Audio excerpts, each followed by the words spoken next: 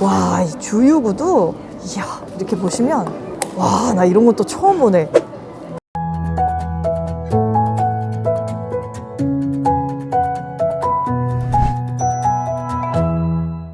안녕하세요, 구독자 여러분, 정서영입니다. 이 롤스로이스 팬텀이 우리나라에 이렇게 또 찾아왔어요. 8세대 부분 변경 모델인데요, 팬텀의 시리즈 2입니다.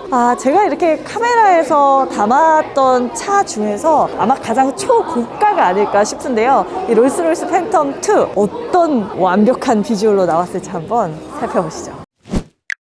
자, 일단 롤스로이스 하면 정말 최고급 수공 세단이라고 표현을 해야 되지 않을까 싶어요. 영국에서 건너온 차량이고요. 영국의 장인들이 이거 하나하나 다 만드는 그런 엄청난 플래그십 세단입니다. 보시면 아시지만 사이즈가 약간 말이 안 될 정도로 너무너무 크거든요. 대형 세단에 속하지만 대형 세단이라고 부르기가 애매할 만큼 너무나 웅장한 모습을 보여주고 있습니다. 이 차의 어떤 웅장함, 고급감은 사실 그냥 이렇게 전면을 봐도 알 수가 있는데요, 저는 이 차를 지금 보니까 제일 눈에 들어오는 게, 여러분 여기 가까이 오시면 이렇게 코치 라인이 빨간색으로 표현이 되어 있어요. 근데 이게 정확하게는 이 조명을 버리고 보면은 핑크색입니다. 피오니 핑크색인데 이 컬러로 아주 매력적인 코치 라인이 들어가 있거든요. 이게 이 도어 부분까지 다 이어져서 이 뒤쪽까지 이렇게 완전 끝까지 이어지는데요, 놀라운 사실은 이거는 사람이 다 일일이 칠하는 겁니다. 이 영국의 요거 딱 코치 라인만 전문적으로 칠하시는 장인분이 계시더라고요. 요분이 인터뷰한 걸 봤는데 요거를 그리는 데만 뭐 거의 한 12시간 가까이 쓸 때도 있다라는 얘기를 하시고, 실제로 요게 본인이 직접 다 이렇게 그리시는 거기 때문에 아무나 쉽게 대체해서 할 수 있는 작업이 아니다라는 얘기가 있었어요. 그리고 이 끝부분을 좀 중점적으로 보셔야 되는데, 이 코치 라인의 끝을 어떻게 만드느냐가 이 어떤 장인이 누가 그렸는지를 보여주는 하나의 캐릭터가 된다고 합니다. 이건 어떤 분 손에서 만들어졌는지 모르겠지만 굉장히 날카롭게, 이게 사람이 했다고 믿겨지지 않을 정도로 아주 맵시 있게 이 차량 전체를 감싸고 있는데요, 이 차량의 측면부가 길이가 한 5,700mm가 넘어요. 제가 얼마 전에 보여드렸던 이 신형 그랜저 막 5m가 넘는 차다 이렇게 말씀드리면서 많이 커졌다 했는데, 이 차량은 그냥 넘사입니다. 넘사. 말도 안 되는 길이감을 보실 수 있고요. 이 차량의 특징, 아마 예전에 제가 팬텀 한번 보여드렸었는데 이렇게 양문형도로 나와 있어서 안쪽에 보시면 이렇게 승객이 탑승하기 굉장히 수월하도록 나와 있는 것도 알 수 있죠. 바깥에 있는 코치 라인의 색상이 이렇게 실내에도 포인트로 들어가 있어요. 그래서 굉장히 화려하고 눈길을 끌면서, 사실 이게 핑크 색상이다 보니까 약간 로맨틱한 느낌들이 많이 들거든요.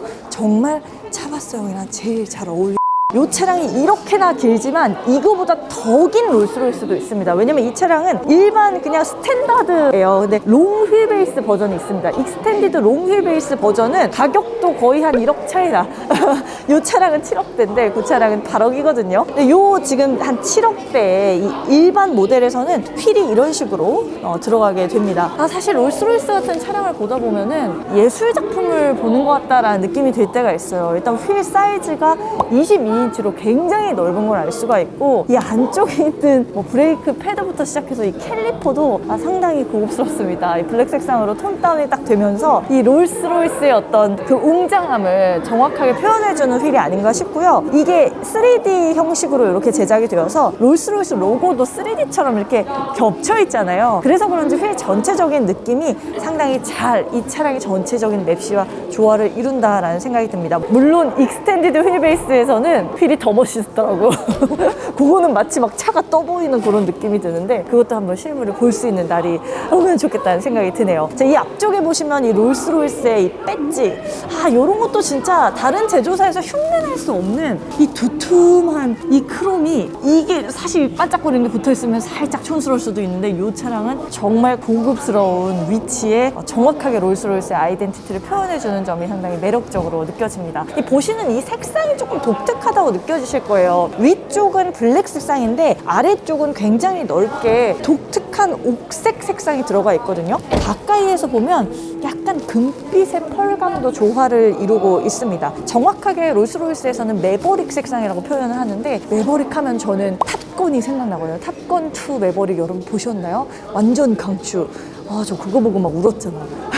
근데 그 매버릭에 좀 더 젊고 영한 느낌을 담은 색상이라고 보실 수 있겠습니다. 롤스로이스가 기존에는 블랙 색상 아니면 화이트 색상 이런 식으로 좀 클래식한 컬러에서 두각을 더 드러내는 그런 브랜드였다면 이제는 조금 더 색상을 막 핑크 쓰고 약간 그 옥색, 에메랄드색 이런 거 쓰면서 조금씩 더 어려지는 오너들을 공략하는 것을 확인을 할 수 있는 부분이 드러나 있네요. 가운데 보시면 이렇게 롤스로이스의 승리의 여신상이 아주 이렇게 드러나 있는데 이 전면부를 보시면 진짜 이 승리의 기운이 좀 느껴지는 대담함이 돋보이는데요. 가운데에 있는 이 그릴 자체가 마치 파르테논 신전의 기둥 같은 모습을 표현을 하고 있어요. 이 부분 변경이 되면서 이 그릴 같은 경우는 일루미네이트로 바뀌었습니다. 이 기둥 안쪽에 살짝씩 불빛이 들어오는 형상으로 바뀌게 되고요. 좌우에 있는 헤드램프가 역작이에요. 보시면 이렇게 헤드램프의 베젤에 이게 진짜 말도 안 되거든요. 이게 뭐라고 표현을 해야 될지 모르겠어요. 이게 검은색의 베젤에 레이저로 이렇게 가공을 해서 580개의 별을 수놓았습니다. 그래서 이거 대박이에요. 이거는 제가 영상으로도 표현이 안 될 것 같아서 조금 안타까운데 실물로 보는 이 헤드램프는 정말 고급스럽습니다. 안쪽에 있는 램프 부분은 위쪽에 보시면 일렬로 이렇게 나와 있잖아요. 가운데 있는 그릴의 위쪽도 일렬의 크롬바가 나와 있어서 전면부를 뒤에서 쭉 봤을 때 마치 차량이 하나로 이어진 것 같은, 그래서 굉장히 웅장한 느낌을 한 번 더 받을 수 있다는 것도 확인할 수 있습니다. 이렇게 헤드램프 바뀌고 그릴에 빛이 이렇게 들어가는 게 가장 큰 변화라고 보시면 되고, 아래쪽의 범퍼부는 이전에 롤스로이스와 크게 달라진 바가 없이 나와 있는 것도 확인할 수 있어요. 이 별거 아닌 디테일이지만 굉장히 이거는 롤스로이스답다라는 생각이 좀 드네요. 실내에도 한번 타볼게요. 이게 너무 잘 어울리지 않아요? 자, 롤스로이스 팬텀2 실내에도 한번 앉아봤습니다. 말씀드렸던 그 피오니 핑크 컬러가 저는 이 실내에 완전 신의 한 수 같아요. 탔을 때 롤스로이스는 항상 조금 내가 탈 수는 없는 어르신들의 차 느낌이 강하잖아요. 사실 좀 안 어울리잖아, 젊은이들이 타고 다니면. 그런데 이 컬러가 들어감으로 인해서 굉장히 프레시한 느낌이 들면서 확실히 좀 젊은 부자, 젊은 성공한 사람들, 이런 사람들이 탐낼 만한 그런 정도의 영한 감각이 좀 드러나지 않나 싶습니다. 실내에서 가장 큰 부분 변경의 차이점이 있다면 운전대가 바뀌었다는 거예요. 운전대에 림이 조금 더 두툼해진 차이점이 있습니다. 요게 참 재밌어요. 왜 이렇게 굳이 했을까라고 이야기를 들어보니까 이 차를 사실은 이 오너가 타지 않죠. 오너 드리븐이 아니라 거의 슈퍼 드리븐의 차의 성향을 거의 100% 가진 차가 아닌가 싶은데, 요새는 많이 바뀌었다고 해요. 실제로 이 롤스로이스 오너분들이 이 차를 주행하시는 경우도 굉장히 많아져서 이렇게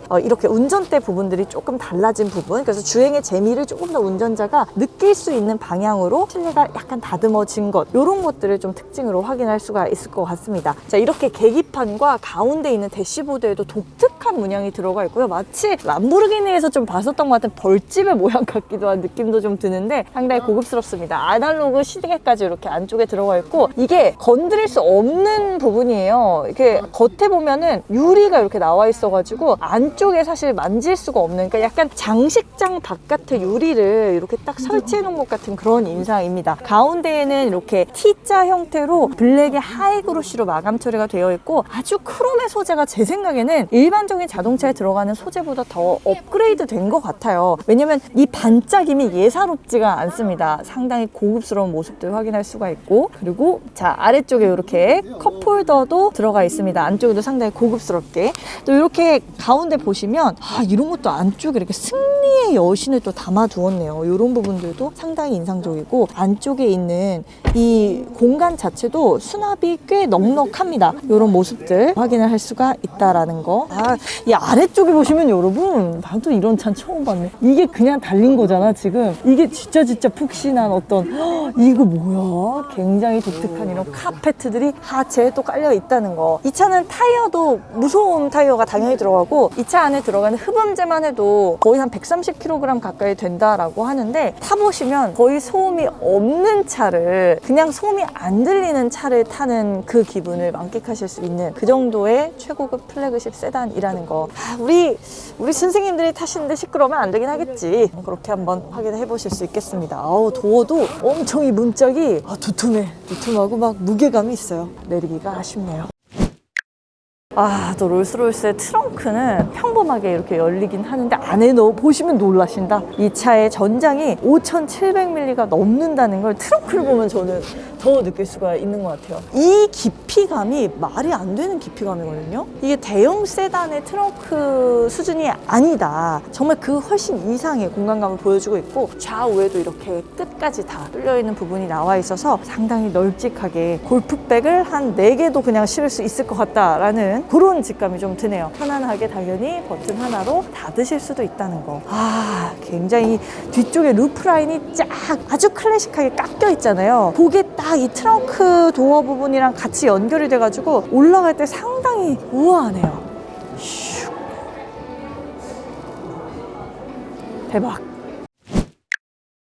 제가 1열에 앉았을 때 저랑 굉장히 잘 어울리는 차다라고 판단을 했는데 착각이었던 것 같아요. 결국 저는 1열보다는 2열에 앉아야 비로소 진가가 나오지 않나 라는 생각이 드네요. 어떻게 보면 가장 많은 회장님들이 이 자리를 노리시지 않을까 생각을 합니다. 제가 한번 대신 먼저 앉아봤는데요. 이 넓은 이 차량의 전장 덕분인지 이 내부의 휠베이스도 상당히 넓기 때문에 앉았을 때 공간감은 뭐 말로 표현하기 필요가 없을 것 같아요. 그리고 심지어는 시트가 안쪽에 살짝 이렇게 파져 있어요. 그래서 이 공간감이 주먹이 뭐 한 5개까지도 실현이 될 정도로 정말 넓다. 이거는 제가 제네시스의 뭐 G90 이런 리무진 모델을 탔을 때보다도 이 공간감이 훨씬 넓게 느껴지고요. 앉았을 때 헤드룸 공간도 얼추 나오죠. 한 주먹이 2개 반 정도 가까이는 되는 그런 헤드룸 공간 만나볼 수 있습니다. 뒤쪽에 보시면 딱 앉았을 때 이미 시트에서부터 느낌이 좀 달라요. 이 머리 공간이 뭐야 이게 푹신푹신한데 엄청 그 깃털 위에 이렇게 머리를 기대 놓는 것처럼 아주 푹신푹신한 이런 롤스로이스의 헤드레스트 부분에 쿠션감 만나보실 수 있고 이 시트도 역시 버킷 형태거나 이런 스포티한 시트는 아니거든요. 안락한 타입의 그런 시트입니다. 뭐 딱딱하거나 뭐 단단하거나 그런 느낌 아니고 아주 그냥 편안하다라고 보실 수 있겠습니다. 여기 앉았으니까 손이 막 다 거만해지는 느낌이 앉았을 때 이렇게 탑승객을 위한 편의 사양들도 만날 수 있죠. 천장에 이렇게 빼는 순간 거울이 이렇게 나와서 한번 이 매무새를 다지고 탈 수 있다라는 거. 이것도 굉장히 커. 아주 후하게 넣었어요. 이 거울을 이렇게 나와 있고요. 그리고 이 앞쪽에 보시면 이 모니터 버튼을 통해서 쭉 빼실 수 있는데요. 우와, 노트북인 것 같아 마치. 이렇게 안쪽에 디스플레이가 상당히 넓게 들어가 있어서 여러분이 이렇게 2열에 앉으셨을 때도 편하게 인포테인먼트 시스템까지 다 누릴 수 있다라는 거. 아래쪽에 포켓도 상당히 두툼하게 들어가 있어서 일반적인 차와는 상당히 면모가 다르다는 걸 좀 많이 보여주고 있습니다. 그리고 요런 것도 그냥 고급스럽네. 이렇게 승리의 여신상이 1열뿐만 아니라 2열에 이 다이얼에도 나와 있어서 역시나 한 번 더 롤스로이스 자체의 전통성과 아이덴티티를 부각시켜 주는 거 확인할 수가 있습니다. 모든 시트에는 개별적으로 이렇게 리클라이닝부터 시작해서 시트의 각도를 조절할 수 있는 부분들까지 나와 있는 것도 확인할 수가 있고요. 뒤쪽의 수납 공간은 아주 넓지는 않습니다. 그렇지만 어쨌든 그래도 이런 공간이 마련되어 있다라는 거, 좀 귀한 소지품들 같은 거 이 안에다가 넣어두실 수 있겠죠. 이렇게 앉았을 때 가장 중요한 거, 실내에서 롤스로이스 하면 어디 가서 이 얘기만 그냥 하시면 됩니다. 그거 천장에 은하수 있는 차 아니야? 맞아요. 자, 요렇게 제가 마법을 한번 부려서 버튼을 하나를 누르면 빠바밤 이거 봐. 와, 진짜 이것도 말이 안 되네. 진짜 이것도 여러분 지금 제 하늘에 이렇게 펼쳐진 천장의 스타라이트가 보이시나요? 엄청난 이 빛들이 만개하고 있습니다. 와, 이걸 어떻게 넣었는지 사실 감이 상상이 안 될 정도로 겉에 이 조명의 그 LED나 이런 것들이 보이지도 않아요. 그리고 앉았을 때도 상당히 미끈한데 이 안쪽에 숨어져 있습니다. 수많은 이 스타라이트 광원들이 숨겨져 있어서 정말 앉았을 때 이거 뭐 어떤 느낌이냐면요. 여러분 있잖아요. 여러분 그 통장에 지금 한 100억 정도 찍힌 느낌이에요. 그러니까 약간 이게 어느 일정 수준이 아니라 그 수준을 완전히 한계치를 뛰어넘는 고급감을 만났을 때 받을 수 있는 약간 황홀한 감정, 이런 것들이 이 차의 2열에서 확실하게 느껴집니다. 타는 것만으로도 그냥 마치 예술 작품을 보는 것 같은 그런 감동이 좀 밀려오네요.